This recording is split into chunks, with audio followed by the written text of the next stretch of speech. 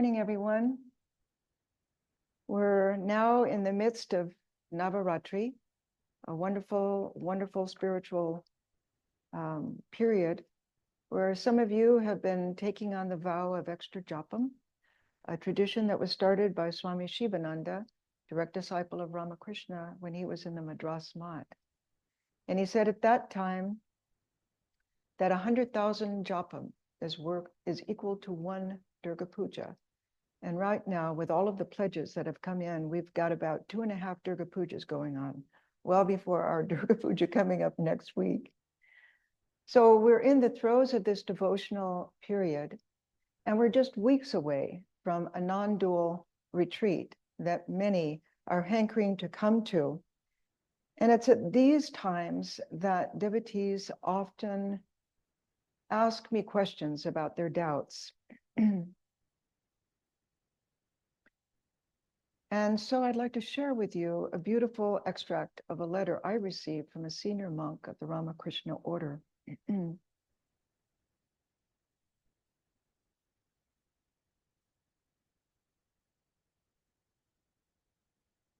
The truth is, no one worships a vyavaharika or transactional God. It is reality that they're worshiping. Yes, even as they progress on the path of bhakti, their conception of God evolves. But it is the ideal they are seeking, the vision of the ideal that evolves. And even those who attain to a non-dualistic state through devotion return with love for God, not rejection of God as merely transactional or as an appearance due to ignorance.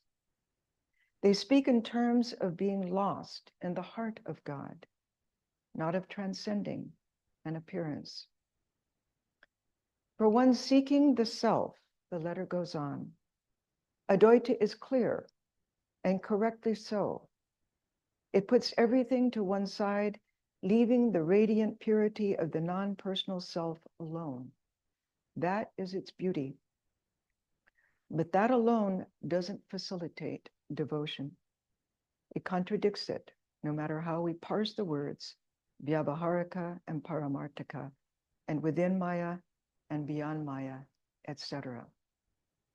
That is why Sri Ramakrishna was so deliberate in framing his teachings when he was speaking to those who were devotional by nature.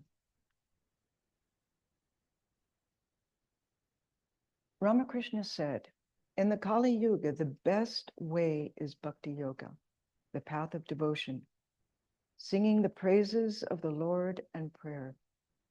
The path of devotion alone is the religion for this age. In the Narada Bhakti Sutras, sage Narada also states, the path of devotion is the easiest way to attain God. Why? Because it is our nature to love. And whether we know it or not, we are actually loving God, even in our worldly attachments. Brihadaranyaka Upanishad. In that Upanishad, Yajnavalkya reveals this secret to Maitreyi, his wife. It is not for the sake of the husband, my beloved, that the husband is dear, but for the sake of the self. It is not for the sake of the wife, my beloved, that the wife is dear, but for the sake of the self. It is not for the sake of itself that anything whatsoever is dear, but for the sake of the self. And coming into this tradition, this is our ideal. In Bhakti Yoga, the lay devotee consciously and deliberately superimposes the Lord in the heart of the spouse and trains oneself to direct one's love to that ideal over and above the human form. Now, it's not an easy path, and it takes years to really develop and intensify that path, but it gives a philosophical basis to our human loves. In that way, worldly love becomes transposed into the divine And in doing so, the devotee and the spouse become elevated and transformed. In Sutra 59 of the Narada Bhakti Sutras, sage Narada tells us, love is its own proof and does not require any other. Love doesn't depend upon any proof. It is self-evident. Whereas in other paths, doubts may come. In karma yoga, we may wonder, will this action bring the desired result? Jnana yoga depends upon the force of argument. In other words, what is the proof that one's logic is directing one towards that goal? But in the path of devotion, bhakti is self-evident. In Sutra 60, Narada tells us, its nature is peace and supreme bliss. Ramakrishna says it means that if a person seeks the knowledge of Brahman, he can attain it by following the path of bhakti too. Yes.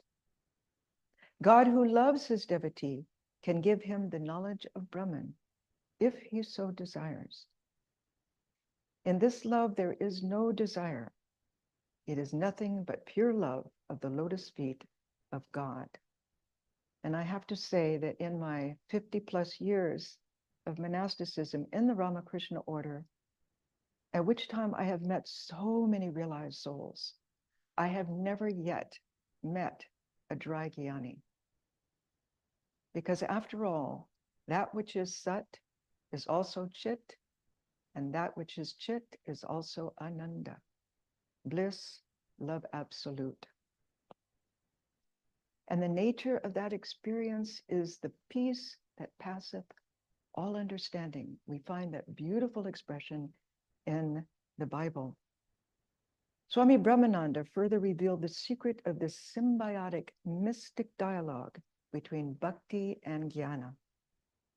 He said, there is the path of devotion and there is the path of knowledge. A devotee likes the form of God. He calls upon him. He sings his praise. He chants his name and sees his shining form. Sometimes he weeps and sometimes he laughs. The followers, he continues, of the path of knowledge seek for the light and they become illumined. However, one is not different from the other. In the end, the devotee and the man of knowledge become one. In Sutra 61, Narada tells us, the devotee does not grieve at any personal loss, for he has surrendered himself, everything he has, and even the rites and ceremonies which are enjoined by the scriptures. Well, certainly, we have emotions and we express them. But Swami Brahmananda once pointed out, it's no easy thing to dedicate oneself, heart and soul, to the Lord. Many people boast, I have surrendered myself and my all to God. I do only what he tells me to do. But if we observe their lives, we see differently. For the good they do, they claim the credit, and they boast of their achievements. But when adversity or trouble overtakes them, they cry out against the Lord and blame him for their misfortunes. Vivekananda explains, the Bhakti declares that we have to hold ourselves as if we are altogether dead to all the things of the world. And that is indeed self-surrender. Now, this happens naturally over time. It doesn't happen on day 2 or even after the first year. It happens gradually. And you yourself are led into this natural form of acceptance and renunciation. Let things come as they may, Vivekananda says. This is the meaning of thy will be done. Not going about fighting and struggling and thinking all the while that God wills all our own weaknesses and worldly ambitions. So this surrender is a lifetime process. So how do we begin to surrender? Surrendering to a genuine guru from a bona fide and renowned spiritual tradition is the first step in an aspirant's long journey towards self-surrender. Sutra 62, Narada says, even though the devotee may have surrendered himself utterly to the Lord, he must not renounce action in the world, but continue to perform it, giving up the fruits of action to the Lord. Sri Krishna says in the Gita, 3rd chapter, verses 22 to 24, consider me. I am not bound by any sort of duty. There is nothing in all the 3 worlds which I do not already possess. Nothing I have yet to acquire, but I go on working nevertheless. If I did not continue to work untiringly as I do, mankind would still follow me, no matter where I led them. Suppose I were to stop, Krishna says, they would all be lost.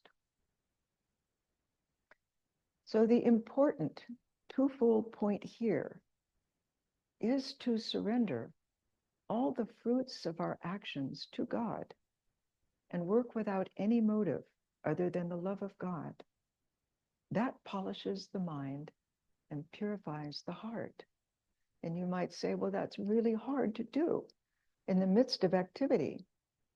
But we can begin after our morning meditation, offering all of the fruits of the day to the lotus feet of our beloved. And then at the end of the day, mentally offering again all that we have done, good and bad, at the feet of our chosen ideal. Swami Trigunatitananda, another direct disciple, put surrender in its proper perspective. He says, it does not take a long time to surrender to God. It does not take even a single life to dedicate oneself to his lotus feet. Nay, it does not even take a moment. The one thing needed is the will to do so. The will to do so. So easy it is, and yet we fail. So how can we begin to perform this exalted form of selfless service? Swami Vivekananda describes the secret life changer. He says, nothing makes us work so well at our best and highest as when all responsibility is thrown upon ourselves. Your whole life will be changed for the moment. Whatever you may be, you must become selfless for the time being. As responsibility is thrown upon you, your whole character will change. And I think we all know that from personal experience. Vivekananda then describes another secret, the means of karma yoga as also being the end. Here is the ideal, he states. When a man has no more self in him, no possession, nothing to call me or mine, has given himself up entirely, destroyed himself, as it were, in that man is God himself. For in him, self-will is gone, crushed out, annihilated. This is the ideal man. In Sutra 63, Narada tells us, conversations about lust, greed, and atheism should be avoided. Well, in a previous aphorism, Narada advised the aspirant to shun evil company. Here, Narada is warning the aspirant to avoid even talk of sex, wealth, or atheism. Now, one disciple of Swami Brahmananda said, it is not so much what you talk about, but how you talk about it. See? It's the attitude behind that shapes our conversation. In today's age, these teachings may sound extreme. However, when we study the mind through Raja Yoga, we all understand how susceptible the mind is to the sense impressions, especially when we're young. Even verbal reminders of such impressions can awaken an avalanche of desires in the mind to the unvigilant. So this is the nature of the mind. Sutra 64, Narada tells us, pride, vanity, and such other vices must be cast out. Now, the more vigilant we are about the contents of the mind, our mind, the more it will become attracted to the practices of constant remembrance of God. So let's not look so much behind ourselves as look forward. And so, with constant vigilance, the climate of the mind can also quickly deteriorate. These guidelines are meant for worldly people, for ordinary people. But for those of you who are striving for supreme devotion, there's no worry. Just keep your eyes on the prize. Sutra 65, Narada says, dedicate all your actions to God and direct all your passions, such as lust, anger, pride, and so forth, toward God. Yes, that is in fact a bona fide practice. And through that gradual sublimation is the process best suited for conquering one's passions. First, we strive to recognize that all our activities are meant to serve the Lord only. And in that way, when lust, anger, and greed are aroused, we're able to recognize them and then redirect their passion toward God. So actually, the more vigilant we are, the more we're aware of the contents of the mind. Some devotees come back and tell us, oh, I've never been so bad in the world. And now here in spiritual life, I feel like I'm going backwards. Not at all. You're simply becoming aware of the nature of the mind. It takes practice to overcome the mind's tricks. It takes practice over a long period of time to naturally quell and redirect all our basic instincts. Another method is to direct all negative emotions towards God. If one must be angry that you have not had the vision of God. If you must be proud that you are a child of God. This pride gradually dwindles as real devotion arises in one's heart. But these are first steps we take at the beginning of our spiritual life. Sutra 66. Narada explains, transcending the three forms of Goni Bhakti, love the Lord and love him as his eternal servant, as his eternal bride. Transcending the three forms. In Goni Bhakti, the devotee's love for God comes under the spell of the three gunas. The devotee wants something in return for one's devotion. We may devote ourselves to God because we feel world weary. That brings a lot of people, especially into monastic life, or because we have unfulfilled desires, or we may devote ourselves to God to seek knowledge. No matter what, supreme love transcends these three categories and the three gunas, and such a devotee thereby realizes that all is vanity except to love God. Now, there are 5 types of relationships an aspirant may have with God, and some of these overlap. And we may not have only one specific relationship, but as our mood changes, we develop different relationships even throughout the day. Those relationships are first, shanta, peaceful. There is not the madness or intensity of love in that relationship. Then there's dasya, that of the servant, especially when one is performing karma yoga, one considers oneself a servant of the Lord. Then there's that of sakhya, a friend. And in this relationship, equal love flows between friends, the devotee and God. Then comes vatsalya, In this relationship, the devotee looks upon God as a child. For example, at Christmas time, the baby Jesus is worshipped. Or in our own tradition, baby Krishna also is worshipped. Then comes Madhura. This is the last relationship of divine love. And speaking of this relationship, Vivekananda wrote, when that madness comes in your brain, when you understand the blessed gopis, then you will understand what love is. When the whole world will vanish, when all other considerations will have died out, when you will become pure-hearted with no other aim, not even the search after truth, then and then alone will come to you the madness of that love, the strength and the power of that infinite love which the gopis had, that love for love's sake. That is the goal. When you have got that, you have got everything. So let's continue with the forms of divine love. In Sutra 67, Narada explains the highest class of devotees are those who have one-pointed love for God and love for love's sake only.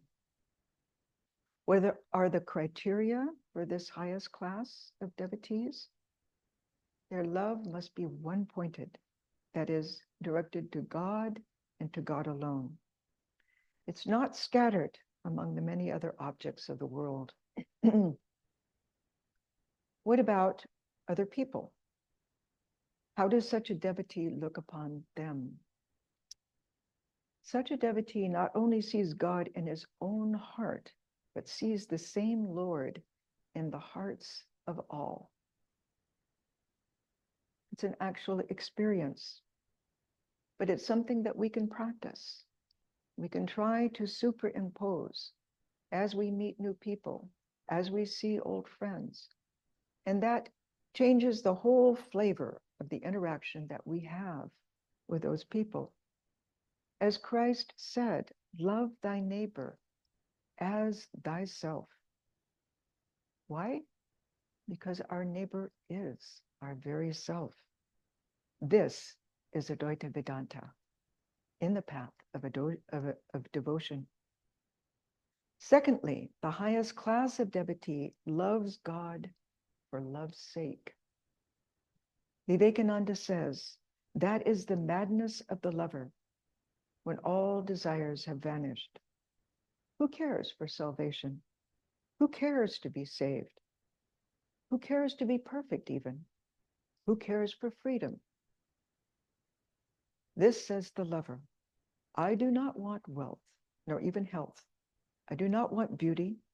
I do not want intellect. Let me be born again and again amidst all the evils that are in the world. I will not complain, but let me love thee, and that for love's sake. Vivekananda says that is the madness of love, which finds expression in these songs. The highest, most expressive, strongest, and most attractive human love is that between man and woman. And therefore that language was used in expressing the deepest devotion. The madness of this human love was the faintest echo of the mad love of the saints. The true lovers of God want to become mad, inebriated with the love of God, to become in God-intoxicated men. Vivekananda says, the reward of love is love. And what a reward it is. It is the only thing that takes off all sorrows, the only cup by the drinking of which this disease of the world vanishes. Man becomes divinely mad and forgets that he is a man. So for such a lover, God is not a means to an end. God is the end in and of himself. or herself. Sutra 68. Narada tells us, when devotees talk of God, their voices choke, tears flow from their eyes, their hair stands erect in ecstasy. Such devotees as these purify not only their families, but this whole earth on which they are born. So this life of devotion is no small thing. It's a purification process, not only of ourselves, but of everything and everyone around us. Here Narada describes what takes place with the devotees of a high order who gather in holy satsang. And we have a bird's eye view of such gatherings in the life of Sri Ramakrishna, when in samadhi, he would display such signs of ecstasy. In one passage of the Gospel of Sri Ramakrishna, M described the scene. The enchanting form of the Master reminded the devotees of Chaitanya, another incarnation of God. The Master passed alternately through three moods of divine consciousness. The inmost, when he completely lost all knowledge of the outer world. The semi-conscious, when he danced with the devotees in an ecstasy of love. And the conscious, when he joined them in loud singing. It was indeed a sight for the gods to see the Master standing motionless in samadhi with fragrant garlands. So as we read these passages in the Gospel, it is good for us to try to feel we are actually there, trying to experience what that mood must have been like. Such ecstatic joy is described in Sri Chaitanya's prayer, a prayer that we repeat every day in our centers in Southern California. Ah, how I long for the day when an instant's separation from thee, O Govinda, will be as 1,000 years, when my heart burns away with its desire, and the world without thee is a heartless void. Sutra 69. Narada says, these great illumined souls, the lovers of God, sanctify the places of pilgrimage. The deeds they perform become examples of good action. They give spiritual authority to the scriptures. A beautiful example of this sutra took place at Mathura in southern India, where there is a famous temple of the Divine Mother. When Swami Brahmananda entered it and stood before the deity, he exclaimed, Mother, Mother, and lost his external consciousness. Swami Ramakrishnananda, who was with him, saw his condition and held him by the arms to prevent him from falling. Seeing Maharaj standing unconscious in ecstasy, the priests and devotees who were present gazed at him in silence. An intense stillness pervaded the temple and lasted for more than an hour. When Maharaj regained his normal consciousness, he went silently away. Later, he described his vision of the luminous form of the Divine Mother. Another beautiful example is when Swami Sardananda, a disciple of Sri Ramakrishna, visited St. Peter's Church in Rome. As he entered the church, he went into samadhi. Afterwards, he simply stated that St. Peter's Church was originally built as a wooden frame building, which he saw in his vision. And we know from Sri Ramakrishna himself that both Swami Sardananda and Ramakrishnananda were disciples, previous disciples of Christ. These great souls, they come back in various incarnations. Sutra 70 and Sutra 71, Narada tells us every one of those devotees has been permeated with divinity. Swami Prabhupada aptly stated in his sutra commentary, their minds and wills have become identified with the mind and will of God. Think of it, with the mind and will of God. Sutra 71, when such lovers of God dwell on earth, their forefathers rejoice. The gods dance in joy. This earth becomes sanctified. Now there is a saying in the Srimad Bhagavatam, as by watering the root of a tree, the whole tree with its branches and leaves is nourished, so by pleasing the Lord, all beings are pleased. Sutras 72 and 73, Narada says, among them there are no distinctions based on caste, learning, beauty of form, birth in a high or low family, wealth, possessions, and the like. Sutra 73, because they are his own. We belong to the Lord. Such persons are imbued with the divine presence, so earthly lineage is immaterial. Sri Ramakrishna also emphasized that there is no caste amongst devotees of God. Their bodies, minds, and senses have been purified by the sacred rite of initiation. One is, as it were, born again, and the Guru stays until every one of his or her disciples is liberated. They live in the realm of Brahmaloka and arrive at the deathbed of the devotee to bring them by the hand to liberation. Sutra 74, arguments are to be avoided. Devotees who have reached this stage never care to enter into vain scriptural arguments or debates about God. It's always good to question and to try to analyze for ourselves.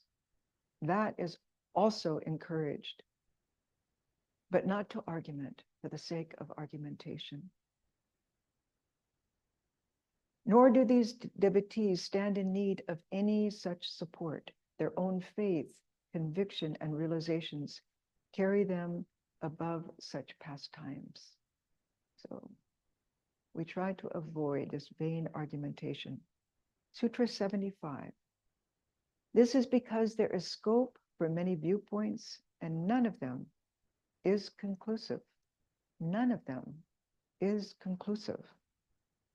So these discussions are beneficial when they clarify philosophical matters, but vain philosophical argumentation erodes one's spirit of devotion.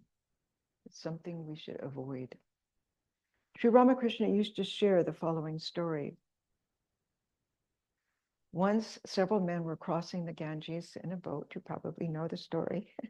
One of them, a pundit, was making a great display of his erudition, saying that he had studied various books, the Vedas, the Vedanta, and the 6 systems of philosophy. And he asked a fellow passenger, do you know the Vedanta? And the passenger replied, no, revered sir. And the pundit said, then 1/4 of your life is just wasted. The Sankhya and the Patanjala? No, revered sir. Then 1/2 of your life is wasted, the pundit said. Have you read no philosophy whatsoever? No, revered sir. Then 3/4 of your life is wasted, the pundit said.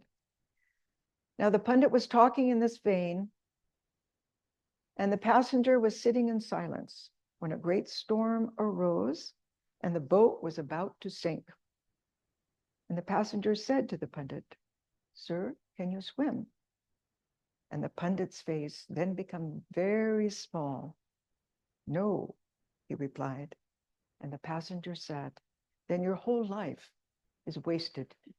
I don't know the Sankhya or the Patanjala, but I can swim. And he jumped overboard and swam to safety. Sutra 76. Narada tells us, while you study the devotional scriptures, meditate upon their teachings and follow them so that devotion to God may be intensified in your heart. So this holy reading is very important in our spiritual life, and it's stressed by Sri Ramakrishna and all of our great teachers. Once Swami Prabhupada requested Swami Turiyananda, a disciple of Ramakrishna, who was a great scholar, to give him lessons in the Bhagavad Gita. You want to learn the Gita, the Swami replied. The Sanskrit of the Gita is easy to understand. Read a verse, meditate upon its meaning, and then live what it teaches for a week. Then go on to the next verse.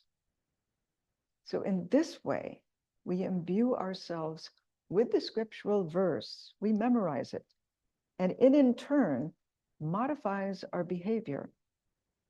We ourselves then learn, not by lip service, not by an outsider, but by firsthand experience, the teachings which come directly from the scriptures. It's a wonderful practice and something that I strongly urge you to try.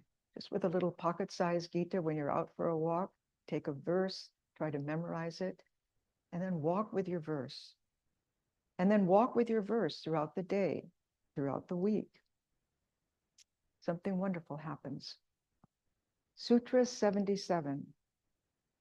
Narada tells us, it behooves the devotee not to waste a single moment, nor to delay worshiping God until he becomes freed from pleasure and pain, from cravings and greed.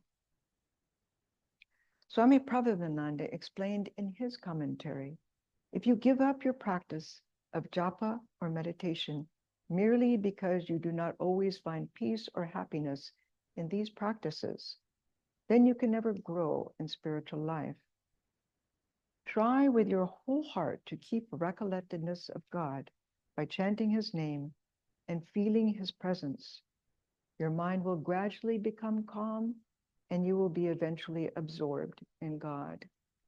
Now it happens in spiritual life, just like it happens in ordinary life. There's a U-shaped learning phenomenon that takes place where we enter into something with full force and then remove ourselves from it.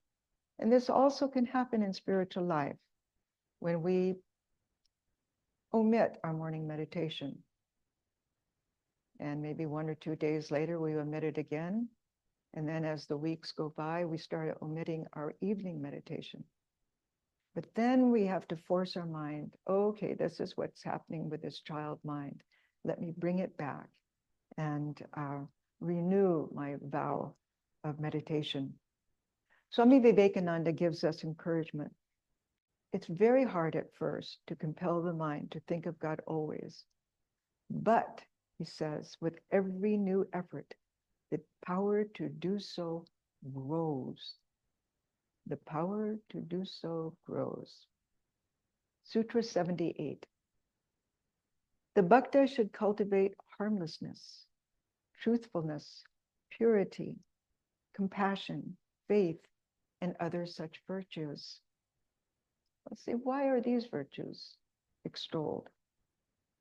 In the Yoga Sutras, we're reminded of the yamas and niyamas, the cornerstones of spiritual life.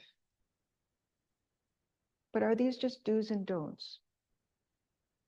In Sutra 2, Chapter 2, Sutra 30, Patanjali says, yama is the abstention from harming others, falsehood, theft, incontinence, and greed. Sutra 32 is purity, contentment, austerity, study, and devotion to God are the niyamas. Now, Mahatma Gandhi embodied ahimsa, nonviolence, and satya, truthfulness. And what did this accomplish for him in his spiritual life? We may well ask. Swami Sarvananda, head of the Madras Math and disciple of Swami Brahmananda, once asked Maharaj, what do you think of Gandhi? And Maharaj answered in English, through sheer force of ethical life, he is knocking at the highest door of spirituality through sheer force of ethical life. So these virtues are not simply a code of conduct. They are a dharmic practice in which one or any one of these virtues awakens spiritual power in an aspirant. About truthfulness, Ramakrishna used to say, truthfulness alone is a spiritual discipline in the Kali Yuga. And that's why it's essential that we keep our word in whatever we do, even in little things. It's so important. As monastics, we're trained that way. We never say we will do something and then forget about it and maybe think maybe in a day or so, maybe next week. No, if we say we are going to do something, we must do it. Otherwise, we fall from truth. And believe me, the great gurus can see this on the face of the aspirant. There's like a black cloud that comes over the face. Even in little things, it's important to say when I will do something, to do it. Otherwise, say, I will try. That is something that is strictly observed in our monasteries and convents. Harmlessness, ahimsa. The practice of this virtue is to avoid hurting any creature in word, thought, or deed. The positive nature of this practice manifests when we feel the presence of the divine within ourselves. When that takes place, we feel that same presence within others. Now, there are some gurus that really scold. My guru was one of those. He was Bengali, and he learned from his master, Swami Brahmananda. But the interesting thing about their scoldings was that it could change the nature of the mind. It could change the current, the thought currents in the mind. Sri Sarada Devi addressed the practice and spiritual outcome of this virtue of harmlessness in her last message. She said, I tell you one thing, if you want peace of mind, do not find fault with others. Rather see your own faults. Learn to make the whole world your own. No one is a stranger, my child. The whole world is your own. Now, this is a very Advaita Vedanta statement. In other words, to refrain from fault finding is a beginning practice. As it matures, love for the divine manifests in one's heart. One is forced to see also the divine in others, to try to see the divine in others. One sees the divine in all, and so the outcome is a non-dual realization of the divinity within all. Purity. External purity awakens a mental feeling of purity. That is why before we begin our meditation in the morning, we wash at least our face, our hands, our feet. And so in this way, it purifies the mind and the heart. When we think pure and holy thoughts, our thoughts are bathed in the presence of the divine.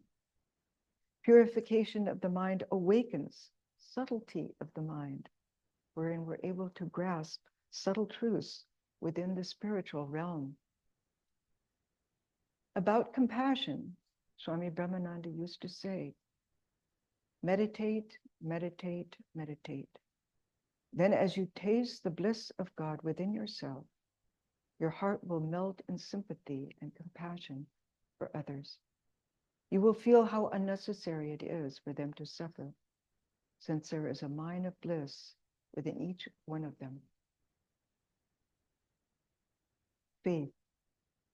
Swami Ramakrishnananda said, a plant, says Sri Ramakrishna, should be kept under special guard by fencing it around lest goats make a feast over it. But when it becomes a tree, hundreds of goats may take shelter under its spreading boughs. So when a little faith and a spirit of renunciation shoot forth, in one's mind, one should preserve and nurture them with special care by keeping them aloof of worldly people. But when they are once firmly rooted within, none can shake them at all. We come now to Sutra 79, when Narada tells us, the blessed Lord alone is to be worshipped day and night, in and through every aspect of life, without any distracting thought. Now, this is a pretty tall order. This is the state of constant recollectedness, when there is a steady current of thought flowing towards God all the time. And in spiritual life, we may come upon those episodes when we feel in the flow of that steady thought of God, and that is a blessed time. Secure that time. Don't speak of it to others, but hold on to it for as long as it lasts. Karma yoga becomes a great aid in erasing all distinction between secular and sacred activities when all work becomes an offering to God. Then it is possible to keep a more steady recollectedness of God. Sutra 80, Narada tells us, when the Lord is worshipped thus, he soon reveals himself to the inner vision of his devotees. Swami Bhuteshananda, in his sutra commentary, stresses, even if we are eating, drinking, and carrying out our normal activities, which are neither spiritual nor otherwise, nor harmful, even such activities should be done with a thought of God. There should be nothing in life that is not permeated with the thought of God. Now, at the beginning of every meal, we chant Brahmaprana. Yes, that prepares us for the act of eating. One Swami once said, yes, as we bite into our food, feel that the mantra is penetrating the food, and the food is thus purified as it enters into the body. So use your creative spiritual imagination to make this truth your own. For it is by such constant recollectedness that the devotee begins to feel the abiding presence of God. Sutra 81, Narada tells us, to love the eternal truth, that is indeed the greatest love. In other words, the supreme love is also the supreme wisdom. Sutra 82.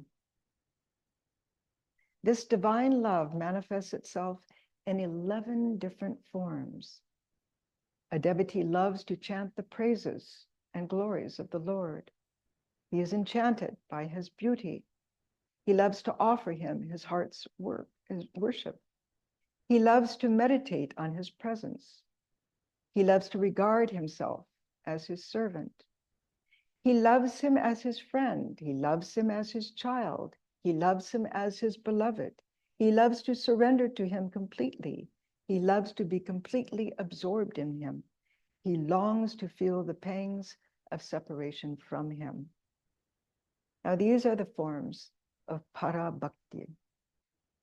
These are the forms that it may take, and they're also interrelated. When the devotee feels the pangs of separation, there is a greater bliss experienced in one's union with the beloved. And this happens at a very, very high level.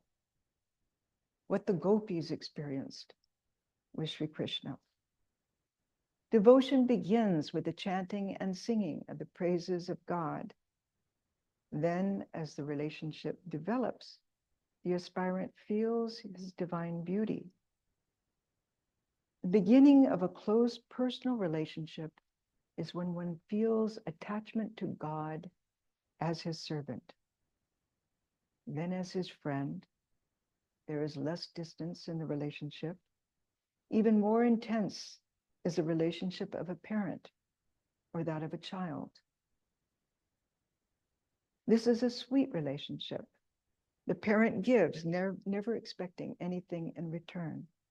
Then the relationship of the beloved, the most intimate and intense form of love. Next comes surrender to God. The aspirant seeks nothing, but feels that everything received comes from God. Again, one is in the flow of that divine communion. Further is the desire for complete absorption in God, so much so that there is no feeling of separation or sense of difference between the lover and the beloved. There is that tremendous intimacy. Swami Bhuteshananda explains in his commentary, only God remains and the devotee completely disappears, becoming completely absorbed in that divine love. The last form is a desire to undergo the extreme pain one feels at separation from one's ideal. Again, Swami Bhuteshananda explains, the devotee feels that every moment he is separated from God is intolerable, but this pain is something which the devotee does not like to shun. He does not wish to be relieved of this pain because it is caused by the supreme anguish due to the Lord's absence. This is said to be the most effective form of devotion to God, which immediately brings in its train complete absorption in God. Now, to understand this desire to feel that pain, we must know that there is a level of consciousness that first has to take place. One's nerves have to be those of steel, and one's sensitivity like that of a flower, and that comes through sadhana. Then one is allowed to feel those higher states of ecstasy. Sri Ramakrishna tells us that in order to awaken intense devotion for God, we must establish our own relationship with God, whether it be Shanta Bhava, Dasya Bhava, Sakya Bhava, Vatsalya Bhava, Madhura Bhava, or a number of these in combination. We're coming to the end now, Sutra 83. Narada tells us these truths the teachers of bhakti unanimously declare without being in the least afraid of public criticism.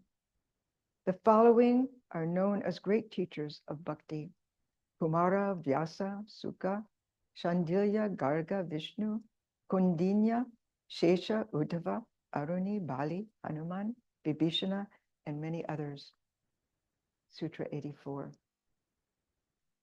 Whosoever believes, Narada tells us, in this auspicious description of divine love by Narada and has faith in these teachings becomes a lover of God, attains the highest beatitude, and reaches the supreme goal of life.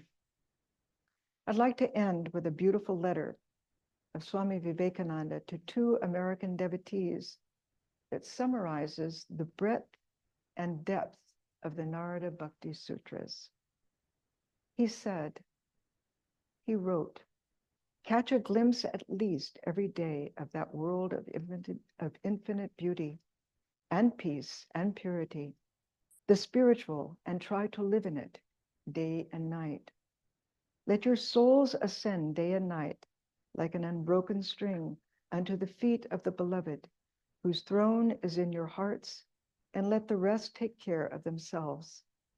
That is the body and everything else. Life is evanescent, a fleeting dream, he went on. Wealth goes, beauty vanishes, life flies, powers fly, but the Lord abideth forever. Love abideth forever. Stick to God. Who cares what comes to the body or to anything else? Through the terrors of evil, say, my God, my love. Through the pangs of death, say, my God, my love. Through all the evils under the sun, say, my God, my love. Thou art here, I see thee. Thou art with me, I feel thee. I am thine. Take me. Do not go for glass beads, Vivekananda ends, leaving the mind of diamonds. This life is a great chance. What seekest thou the pleasures of the world? He is the fountain of all bliss. Seek for the highest. Aim at that highest, and you shall reach the highest. Om Shanti, Shanti, Shanti.